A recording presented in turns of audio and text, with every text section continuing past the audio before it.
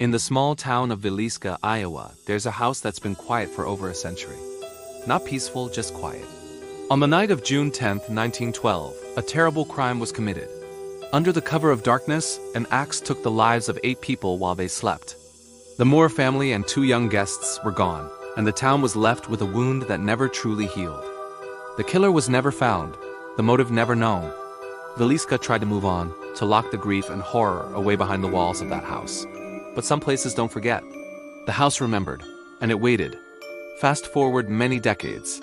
The house is now a site for paranormal tours, drawing in those fascinated by its dark history.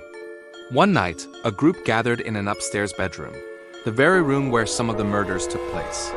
It was approaching midnight as the guide recounted the final terrifying moments of the Moore family.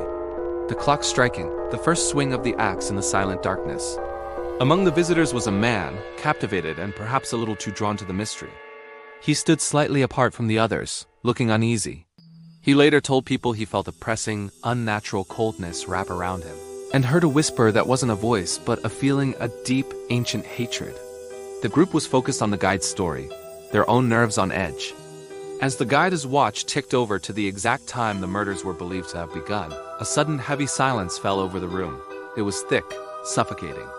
The man didn't scream. He didn't gasp. With a horrifying and unnatural calm, he pulled out a small knife he carried for protection. And right there, in front of everyone, he plunged it into his own chest. Chaos erupted. He was rushed to the hospital, and thankfully, he survived. But his explanation was more chilling than the act itself. He insisted he wasn't in control. He said the intense pressure in the room, that cold feeling, it became a hand that forced his own. He claimed the pure evil left behind in that house, the memory of the violence, needed to feel the act again, and it chose him to do it. Some doors to the past should never be opened. Some houses aren't just haunted by ghosts. They're haunted by a single moment of pure evil, an echo replaying forever, just waiting for someone to listen a little too closely. And some stories don't have an ending. Thanks for watching. If you want to hear more stories that will keep you up at night, don't forget to like and subscribe.